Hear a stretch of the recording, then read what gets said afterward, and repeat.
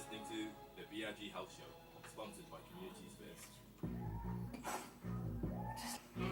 So, I'm going to ask you what you're doing at the moment, what organisations, what things, what balls you put in the air, you know, yeah. Definitely. Well, this year my resolution was to start a YouTube channel, so I did that. This is what's happening here, yeah, You okay. can see there.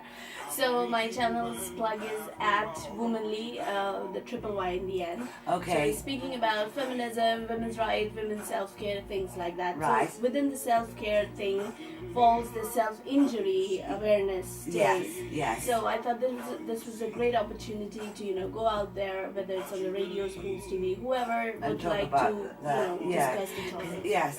So I mean, you got stats and stuff about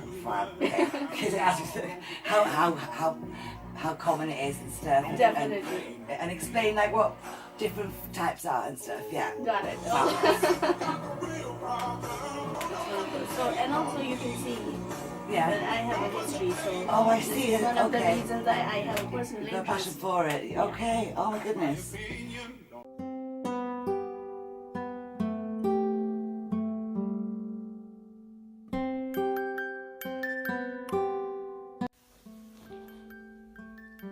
Imagine if you had a fracture in your toe, and I told you, think positive thoughts. It'll be okay. And what if you had cold and flu, and I told you, you're so weak, just give it time, it'll be fine. You'll most probably laugh at my stupidity, because you see physical injuries and illnesses, and you know that it's not about someone being weak or strong. It's about proper medication and treatment. Why is it then when someone suffers from depression or even chronic depression, we just refuse to recognize it as someone in need of professional medical help? We just don't seek early help from doctor and keep giving stupid advice to deal with it. But it's not just as simple as deal with it, is it? Or things people say, think positive thoughts, it'll go away. Or try to forget it. Yeah, like I haven't tried that. Or people say, you're so weak and fragile and sensitive. Just move on. Snap out of it. You need to grow a pair. In the last video, I revealed to you one of my deepest, darkest secrets, that I have a history of self-harm. One of the reasons why I found myself so lonely and in that vulnerable position was because though my mom was always loving and supportive, her reaction to anything that was making me sad was always, don't be silly, you're fine, it'll be okay. Now, I'm sure as a mother, she has always had the best interest at heart, but she just didn't see my mental health as a thing like a physical health. And this is why it's really important to talk about depression and the impact that has on us and how can we come out of it. So if you're chronically depressed about something, your mental health is in danger. And it's not about being sad or weak or sensitive. Don't focus on those judgmental words. It's just the way you are and things are. And the most important thing is to find a way to treat your depression. So let's first begin with what is depression. Well, depression is a feeling of sadness, as you may know. But it's not about feeling sad for a day or two. Clinically recognized depression is something when you feel sad for more than a period of 3 to 4 weeks, or a depression that is interfering with your normal everyday life. And no, there's no such thing as you can just pull yourself together and snap out of depression. It's not that. So how do you know if you are depressed? Well, there are two ways. First are the symptoms that I'll just talk to you in a moment, and the second one is a self-assessment test that you can do yourself. So the link to the self-assessment test is in the description box below. It's a test that was developed by Dr. Robert Spitzer, Janet Williams, and few of their colleagues, and it's supposed to be very helpful because it's on the NHS website. So you can either take that test or listen to the symptoms that I'm telling you. So in the physical symptoms, you can see a severe lack of energy. You would be feeling unexplained aches and pains in your body. There would be low sex drive, low lack of energy. You will be either sleeping a lot or sleeping a little less. One of the things that I go through when I'm really, really sad is that I just don't want to come out of bed. I want to keep sleeping so that I think that I can, escape from the sad feeling. I don't know why it happens. I never understand it, but I just sleep and sleep and sleep. So other things would include changes in your appetite and weight. Some people obviously lose a lot of weight. Other people get changes in their hormones and they get thyroid and problems like that and start gaining a lot of weight. Constipation is one of the other things. Or a person could be speaking or moving a lot more slowly than usual. For women, it's important to keep an eye on their menstrual cycle, because when we are really, really stressed, our periods get delayed for a very long period of time sometimes. The psychological symptoms include a feeling of low mood or sadness for a very long period of time. As I mentioned, more than 3 to 4 weeks. You might be feeling very low self-esteem, feeling hopeless and helpless all the time. You might be feeling guilty, angry. You might be intolerant towards other people around you. You may have absolutely no motivation to do anything productive with your life. You may find it really hard to take any important decisions or any decisions at all. You may not be enjoying your life as usual. You may be worried or anxious the whole time. And obviously having suicidal thoughts and thoughts of harming yourself is a very, very evident sign of being depressed.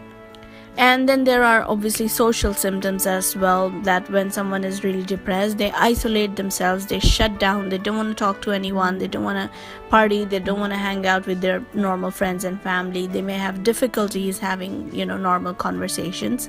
They may lose interest in pursuing their hobbies and things that normally give them any kind of pleasure. They may not be doing well at work. Their work or performance in school may start to suffer a lot. And obviously they would be avoiding contact with the people they're normally talking to. There are also severities of depression. So obviously not all depression is the same. There are mild, moderate, and severe depression. And a GP would be, or a doctor would be, in a much better position to establish which one is yours. So these were the symptoms of depression that tell you that yes, you are depressed. Now let's talk about the treatment. So depression is not something that you can say that I'll take a pill and then tomorrow when I wake up, just like you would say for a cold, my cough will be gone, depression would be gone. No, it's not like that. Treatment for depression actually involves a combination of lifestyle changes, talking therapies, and medication, and depending upon your severity, the doctor will advise you which one's the best. So for mild depression, the doctor will suggest you something like taking a lot of exercise, because physical health improving has a huge impact on your mental health, and self-help groups where you can just hang out with a bunch of people who are in a similar situation like yours, and you can talk about your experiences. Talking therapies such as the CBT, which is the cognitive behavioral therapy, is often recommended for mild depression, and it could be given with a combination of antidepressants sometimes. For moderate to severe depression, a combination of those therapies and antidepressants are of course always helpful. But if your depression is severe, it would be a much better thing if the doctor refers you to an intensive specialist in mental health, so they can, keep an eye on and give you prescribed medication and things like that. If you are constantly living under depression, then it's more about lifestyle changes such as giving up on alcohol and smoking, because those things are really bad for someone who's depressed, and bad in general anyways. Eating healthy, getting a lot of exercise, reading a lot of self-help books on that particular situation that you might be going through, and sharing your experiences with others helps. Now, what helped me come from that depressive state of self-harming to today, where I am openly talking about it on a live radio to the whole world, is my own experience and my own way of self-healing that I will talk to you about in a minute. But before that, I want to warn you that I'm not saying that this is the only way that you can come out of depression. I'm just sharing what helped me. So I realized that life can be really, really hard sometimes, and there can be nothing that could calm your nerves. Few of the things that helped me immensely in my journey of self-healing is helping others find a way out of depression.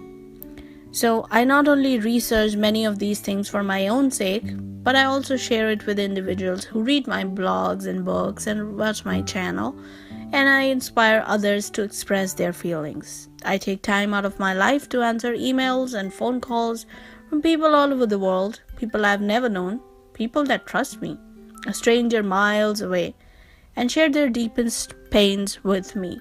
So I heal when I help others heal. My depression cycle broke when I broke my bubble world, where I was the only one sad. I opened my eyes to the beauty of humanity and kindness, and I recognized there's so much pain in the world, way worse than mine. And instead of complaining to God and asking, why me, I began being grateful for all that I had and being hopeful for what could be. Plus, being pure at heart and wishing well for others always helps you sleep better at night. The other thing is being a lot more vigilant about people who I hang out with.